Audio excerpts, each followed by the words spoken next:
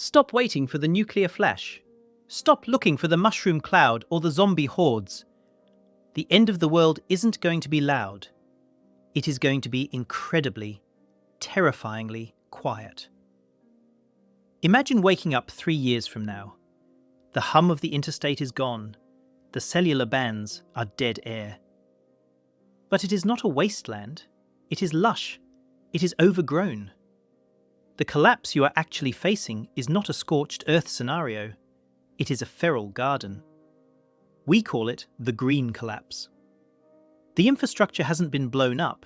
It has just been strangled by vines, eroded by rain, and reclaimed by a biosphere that is tired of our concrete. This sounds pretty, right? A Solarpunk utopia? Wrong. This is a slow-motion siege. When the supply chains snap and the power plants spin down for the last time, that beautiful greenery becomes your primary adversary and your only hope. The grid is gone. The grocery store is a museum of plastic. And the only thing standing between you and starvation is your ability to integrate into an ecosystem that doesn't care if you live or die. Welcome to the jungle. Most survival guides prepare you for a war zone. They tell you to stockpile ammo, dig bunkers, and trust no one. But what happens if the crisis is strictly logistical and ecological? In a Solarpunk collapse, the government doesn't come to arrest you. They just run out of budget and stop showing up. The power doesn't cut out because of an EMP. It fails because the centralised grid is too brittle to handle the climate shifts, and nobody is coming to fix the lines. Your enemy isn't a raider, it's entropy. It is the heat island effect turning your apartment into an oven. It is the invasive kudzu swallowing your security fence. Surviving this requires a completely different skill set. You don't need to be a soldier. You need to be an engineer farmer.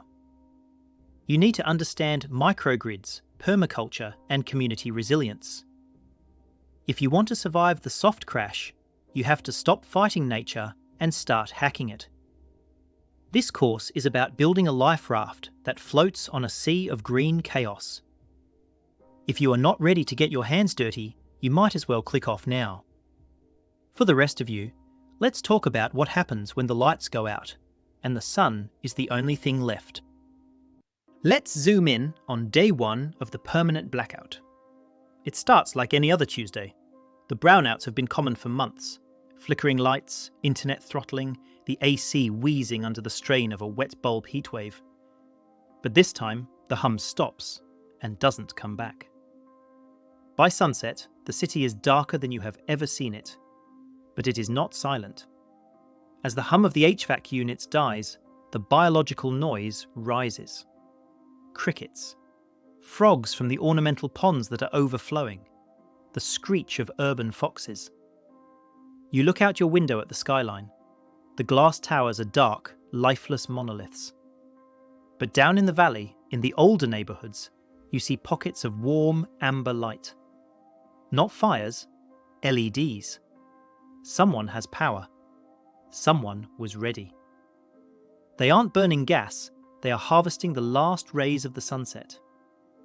While the rest of the city begins to sweat in the stifling dark, frantic and blind, these pockets of light are calm. They are islands of voltage in a sea of dead copper. You realise then that the grid isn't coming back. The era of infinite, invisible energy is over. If you want light, you have to catch it yourself. Here is how the unprepared die in this scenario. They treat the permanent collapse like a temporary storm. They run to the garage and fire up the gas generator. For 3 days, they are kings. They have cold beer and televised news, which is just looping emergency broadcasts. They burn through 5 gallons of gas a day. They make incredible amounts of noise, advertising to everyone within 3 blocks that they have resources. And then, the gas stations run dry.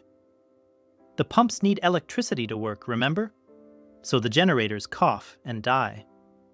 Now they have silence, a freezer full of rotting meat, and neighbours who know exactly where the loot is. This is the just-in-time mindset applied to survival, and it is fatal. Reliance on finite fuel in a Solarpunk scenario is a dead end. You cannot scavenge enough gasoline to keep a modern household running for years. The fuel degrades in 6 months anyway. If your plan relies on burning something to make electricity, you are on a countdown. The people surviving the green collapse aren't looking for gas cans. They are looking for sunlight, wind, and old car batteries. Let's talk physics. To survive the soft crash, you need a solar microgrid. But throwing a few flexible panels on your roof isn't enough. Most residential solar systems today are grid-tied. This means if the grid goes down, your panels shut off automatically to prevent electrocuting line workers. In a collapse, your $50,000 solar roof is a brick. You need an islanded system or a hybrid inverter that can physically disconnect from the main grid and form its own local loop. You need batteries. Lithium iron phosphate, or LiFePO4, is the gold standard. Safe, long-lasting, deep discharge. If you can't afford that, you are scavenging deep-cycle lead-acid batteries from golf carts or marine supplies. You need to understand load management. You are not running central AC. You are running 12-volt DC fans, LED strips, and charging handheld radios. You are bypassing the inverter for small devices to avoid the 15% conversion loss from DC to AC and back again. Efficiency is your new religion. Every watt you waste is a watt you have to generate and store. This is the heart of Solarpunk tech, decentralization. You become your own utility company.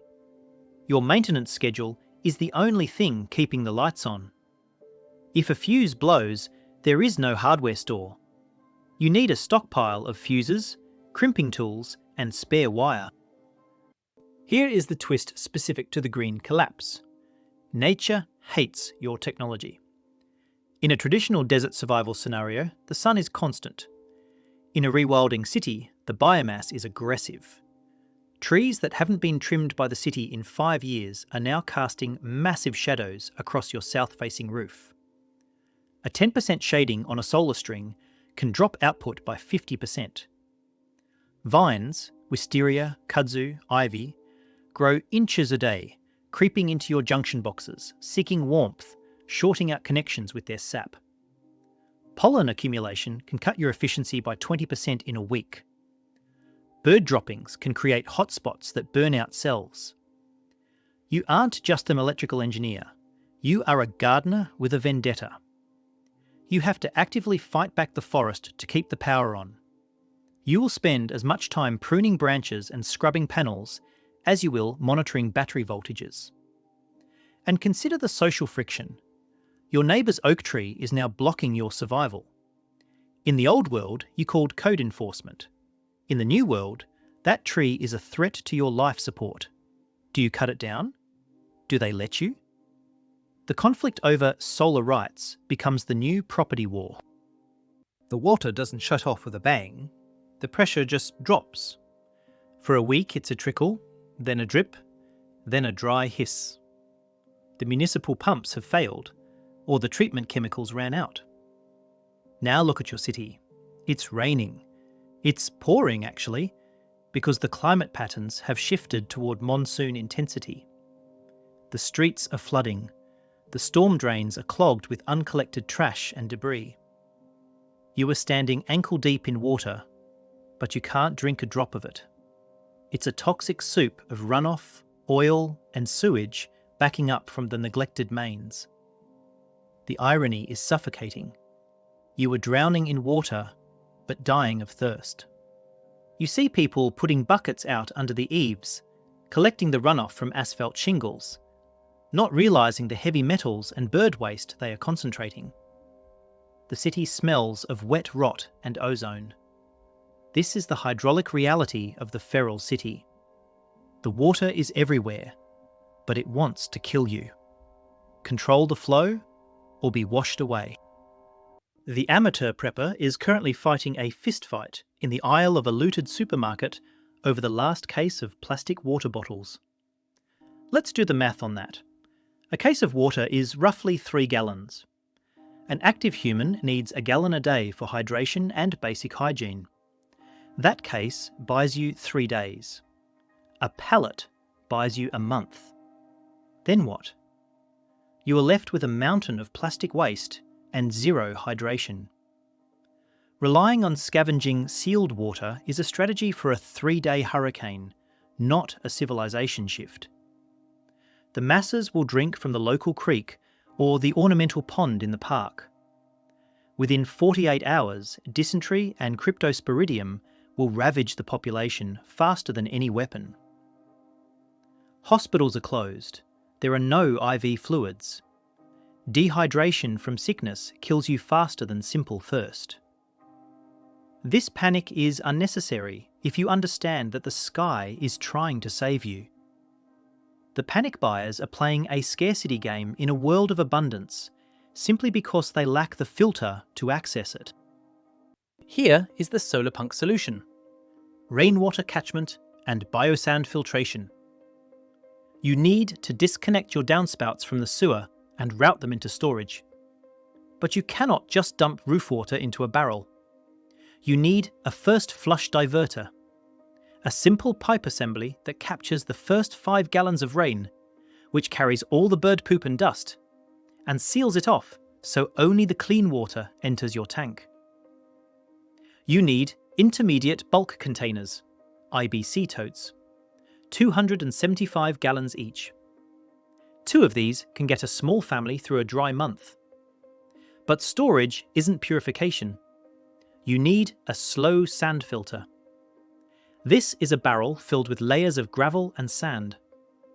Over time, a biological layer, the Schmutzdecker, forms on top. This living slime actually eats the bad bacteria in the water. It is biological warfare on your side. You back that up with UV sterilization, using that solar power we talked about to run a simple UV lamp loop, or just SODIS, solar water disinfection, where you leave clear PET bottles on a corrugated metal roof in the sun for 6 hours. The UV radiation shreds the DNA of pathogens. This is low-tech, high-science survival. You are building a municipal water treatment plant in your backyard. The complication in a rewilding city is that every pool of standing water is a biological weapon. Without the city spraying fogger trucks, mosquito populations explode. We are talking biblical swarms. And with the warming climate, tropical diseases migrate north. Dengue fever, chikungunya, Zika, these aren't abstract concepts. They are your new neighbours. Your rainwater barrels? If they aren't sealed with fine mesh, they are mosquito hatcheries. The flooded basement next door? A breeding ground. You have to manage water aggressively. You need to stock your open cisterns with mosquito fish or gambusia, or local minnows that eat the larvae. You need to cultivate plants like citronella, lemon balm and marigolds, not because they look nice, but because they create a chemical barrier around your home. You need to understand the life cycle of the Aedes aegypti mosquito. It breeds in a bottle cap of water. Surviving the thirst is easy. Surviving the vector-borne plague that comes from the water is the real test. You are maintaining a perimeter defence against insects. 6 months in, the canned food is gone. The rats have eaten the grain in the warehouses. You walk down what used to be a 4-lane avenue. The asphalt is cracked, heaved up by the roots of plane trees and dandelions. But look closer. The median strip isn't just weeds anymore. Someone has gorilla planted Jerusalem artichokes. There are vines climbing the broken streetlights, passion fruit. A balcony on the 3rd floor of an abandoned office block is cascading with sweet potato vines. The city is becoming edible. But it's also wild. You see a sounder of feral hogs rooting through the lobby of a bank, tearing up the carpet to get to the grubs in the damp floorboards beneath. The food chain has reasserted itself right over our zoning laws. It is beautiful, yes, but it is raw. To eat, you have to compete with the wildlife that has moved back in. You aren't shopping, you are foraging in the ruins of the Anthropocene. When the trucks stop, the average suburbanite panics and digs up their lawn to plant a victory garden. They plant tomatoes, lettuce and cucumbers. This is a fatal error. These are nutrient-light, calorie-negative water hogs. You cannot survive on salad. You will starve to death with a belly full of kale. The other mistake is visibility. A neat rows of corn in a front yard is just a billboard that says, "Free food here," to every desperate passerby. The failed reaction is trying to replicate a traditional farm on a quarter-acre lot. It requires too much water, too much defence, and yields too few calories. People underestimate the soil toxicity too. They plant directly into ground that has soaked up lead paint runoff and motor oil for 50 years. They are poisoning themselves slowly while starving quickly. The traditional vegetable garden is a hobby, not a survival strategy. Solarpunk food security is about stealth and density. We are talking food forests and permaculture. You focus on perennials, plants that come back every year without replanting. You need calories, so you plant root crops, sweet potatoes, yams, cassava and sunchokes. These grow underground, invisible to the casual looter. If someone walks by, they see a patch of weeds. You know there are 10,000 calories of tubers beneath the soil. You use vertical space. Kiwis and grapes on trellises provide shade for the house, passive cooling, while producing fruit. You use aquaponics inside. Tilapia tanks fed by the solar array, the wastewater feeding grow beds. This is a closed loop. The fish provide protein and fertiliser, the plants filter the water. And you check your soil. In an urban environment, you must use raised beds or remediation. Sunflowers and mustard greens are dynamic accumulators. They suck heavy metals out of the soil. You plant them, harvest them, and dispose of them as hazardous waste to clean the ground for the real crops. You are terraforming your own property. The specific complication of the green collapse is the supercharged pest population. In a rural farm, you worry about crows. In a collapsing city, you worry about the rat supercolony. Without garbage collection, the rat population initially explodes. They will strip a garden bare in one night. They will chew through plastic compost bins. You need chickens, not just for eggs, but as light infantry. A heritage breed chicken is a dinosaur that eats bugs, small mice, and turns kitchen scraps into protein. But then you have to protect the chickens from the urban coyotes and feral dogs that are roaming in packs. It is an arms race. You are building hardware cloth fortresses for your birds. You are breeding soldier fly larvae to feed the fish because you can't buy pellets. The ecosystem is trying to reach equilibrium, and your food supply is the easiest energy source around. You have to be part of the food web, defending your niche with wire, traps, and vigilant dogs. Cut to the guy down the street, the one with the tactical vest and the boarded-up windows. He has been in there for 6 months. He is alive, technically, but he is going insane. He stares out the slit in the plywood, watching the neighbourhood transform. He sees kids from 3 different houses working together to drag a fallen tree out of the road. He sees a potluck dinner happening on a roof terrace, lit by string lights powered by a shared battery bank. He smells roasted peppers. He is eating cold beans in the dark because he is afraid to light a fire. He has ammo, but he has no antibiotics. He has gold coins, but nobody is selling. He is the safest man in the world, and he is miserable. He is realising that solitary confinement is a punishment, not a survival strategy. The Solarpunk reality is that the grey man, the one who hides, fades away. The colourful man, the one who shares, survives. The common reaction to social breakdown is frantic tribalism. People form gangs based on fear. They hoard. They treat every stranger as a threat. This works for a week, and then it collapses under the weight of paranoia. You cannot maintain a 24/7 guard rotation with a family of 4. You need sleep. High-tension defensive posturing burns calories and destroys morale. If your strategy is shoot on sight, you ensure that your neighbours will never help you when you break your leg or your solar inverter fries. You create a self-fulfilling prophecy of violence. In a soft crash, the threat isn't usually a paramilitary strike team. It's a lack of skills. The guy with the guns doesn't know how to fix a cavity. The woman with the medical training doesn't know how to repair the well pump.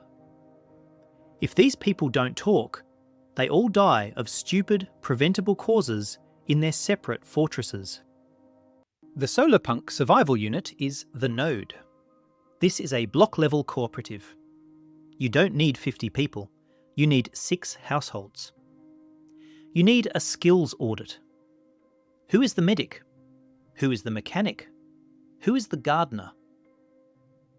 You connect these houses physically and digitally.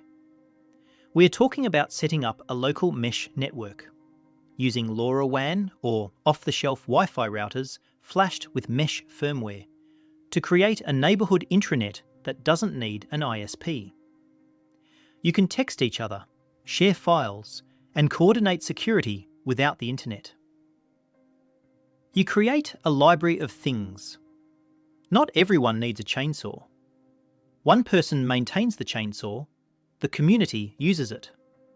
This is efficient. You pool energy. If House A has a full battery and House B is empty, you run an extension cord. This is the microgrid concept, expanded to social capital. You establish a repair cafe culture. If something breaks, you don't throw it away. The group fixes it. The currency here isn't dollars or ammo. It's reputation and utility. If you are useful, you are protected. The complication with community is always human nature. In a Solarpunk commune, you will have free riders, people who eat the harvest but are too tired to weed the garden. In a high-stakes environment, this breeds resentment that can shatter the group. You don't have a police force or a court system to mediate. You have to invent governance on the fly. How do you exile someone who refuses to contribute? What do you do with the elderly or the sick who can't contribute physically but need resources? You have to balance compassion with thermodynamics. You need clear, agreed-upon norms before the crisis hits. The other threat is the charismatic leader, the person who wants to turn the co-op into a cult. You need decentralised decision-making, consensus models or rotating leadership to prevent a dictatorship. Building a solar array is easy. Building a functional council that doesn't kill each other over the last bag of coffee is the hardest engineering challenge you will face. August. The wet bulb temperature hits 35 degrees Celsius. That is the threshold where the human body can no longer cool itself by sweating. You step outside and the air feels like a physical weight. It is 100% humidity. The pavement is radiating heat like a pizza stone. Inside the glass skyscrapers, it is a greenhouse death trap. Temperatures on the upper floors reach 120 degrees. People are dying in their apartments, not from violence, but from simple thermal physics. But look at the green retrofits. A building covered in ivy is 10 degrees cooler inside. A street where the asphalt has been ripped up and replaced with shade trees and bioswales is survivable. The survivors are the ones sitting in the crossbreeze of a shotgun house, feet in a bucket of cold water, waiting out the sun. The environment has become an active aggressor. The sun is trying to cook you, and the humidity is trying to boil you. The fatal instinct here is to seal up the house to keep the cool in. People treat their homes like refrigerators, but without active AC, a sealed modern home is a coffin. Insulation keeps heat in just as well as it keeps it out. Once the internal temperature rises, it stays there. The uneducated survivor closes the windows and blinds, trapping the body heat of the occupants and the waste heat of their devices. They suffocate in stagnant air. They try to sleep in the bedrooms on the second floor where heat rises. They don't understand thermal mass. They don't understand that the night air is the only resource they have. They die of heat stroke in their own beds, surrounded by technology that can't save them. This is a design failure. We built our cities to fight nature with horsepower. When the horsepower dies, the design kills the occupant. You need to learn vernacular architecture. This is how people survived before Carrier invented air conditioning. You focus on air exchange. You open the lowest windows on the shaded side of the house, and the highest windows on the sunny side. This creates a stack effect. Hot air rises and exits, pulling cool air in from the bottom. You build solar chimneys. You cook outside.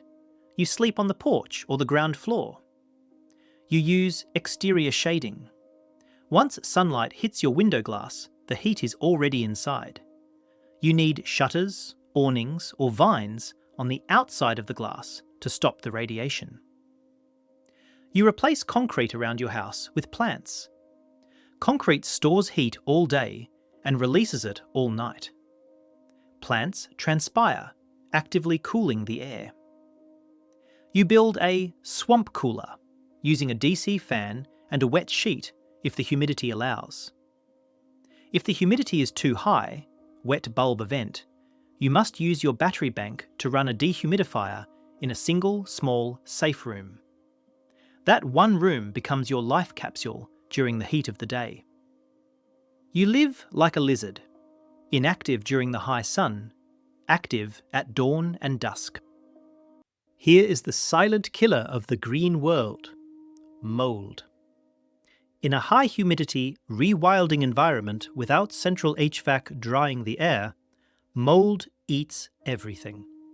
It eats your drywall, it eats your clothes, it gets into your lungs. We are talking about black toxic mold taking over a house in weeks. If you are storing food, mold will rot your grain stockpile. If you have electronics, mold will bridge the circuits and short them out. You have to fight a war on dampness. You need airflow constantly. You might have to rip out your carpets and drywall down to the studs to remove organic material that feeds the fungus.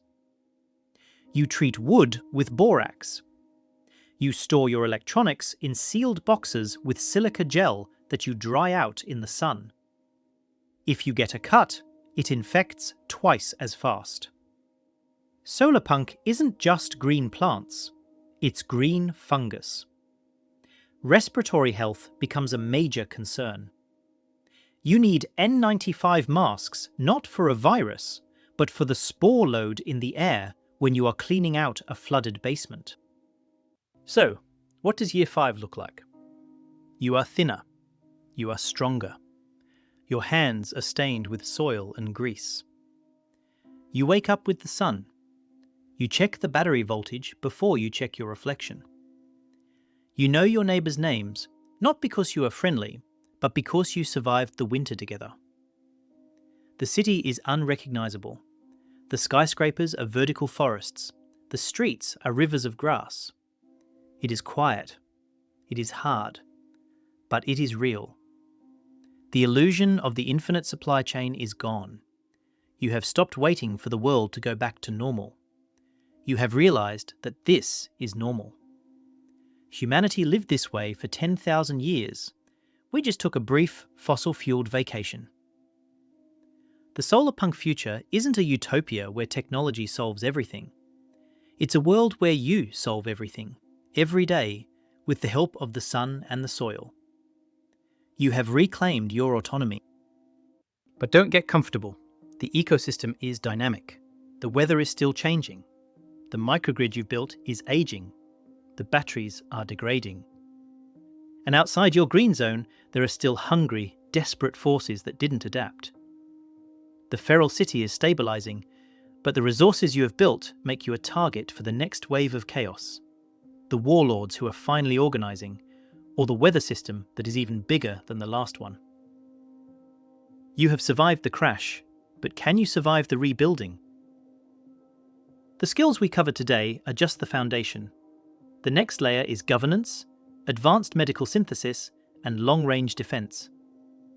If you want to know how to turn a neighborhood watch into a defensible city-state, or how to manufacture penicillin from mold when the pharmacy is gone, you need to be here for the next briefing. We are moving from survival to civilization. Secure your spot in the next session now. The vines are growing fast, and we have work to do. You survived the simulation.